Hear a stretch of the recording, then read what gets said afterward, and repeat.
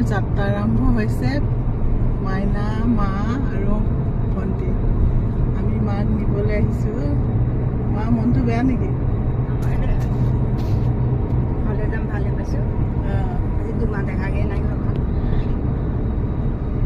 আমি এতিয়া আহি আছোঁ দেৰগাঁৱলৈ তাতে মানুহজনৰ পুৰণা ঘৰ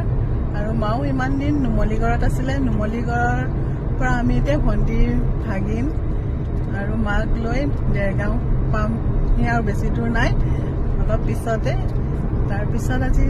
ৰাওনা হ'ম আকৌ জাগীৰোডলৈ ইয়ালৈ আহিলে মানে উজনি অসমৰ পিনে চাৰিওপিনে চাহ বাগান আৰু বহুতেই ভাল লাগে চাহপাতৰ বাগানৰ মাজে মাজে যেতিয়া গাড়ীখন চলি থাকে পুৰণা হেৰি আছে আৰু এবছৰমানৰ পিছত বাবাজীহে নামিবনে যাবা হেৰি কৰি চাইন্স আছিলে কৈছিলে ৰাম ৰাজ্য যে প্ৰতিষ্ঠা কৰিছিলে সাগৰৰ মাজত কি পাথৰেৰে বনাইছিলে ৰাম মন্দিৰটো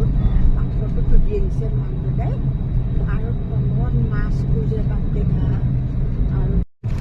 আহি আহি আমাৰ গাঁওখন পালোহি আৰু এয়া আমাৰ গাঁৱৰ নামঘৰটো আৰু এয়া আমাৰ পুৰণা ঘৰ খুৰাহঁতৰ ঘৰতে সোমাওঁ প্ৰথমৰ পৰা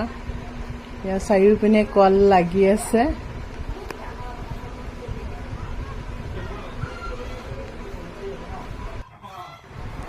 বহুত দিনৰ পিছত ঘৰখনলৈ গৈছোঁ আৰু আমাৰ এই খোৱাৰ পৰিয়াল বোৱাৰী চাৰিজনী আৰু একেলগে থাকে সকলো ৰাতিপুৱা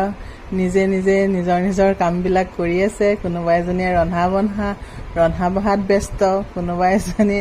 আলহীক আলপৈচান ধৰাত ব্যস্ত সকলোৱে ভাগে ভাগে কামবিলাক কৰি আছে আৰু দেখি সঁচাকৈ বহুত ভাল লাগে আৰু এই আমাৰ খুৰা সৰু খুৰা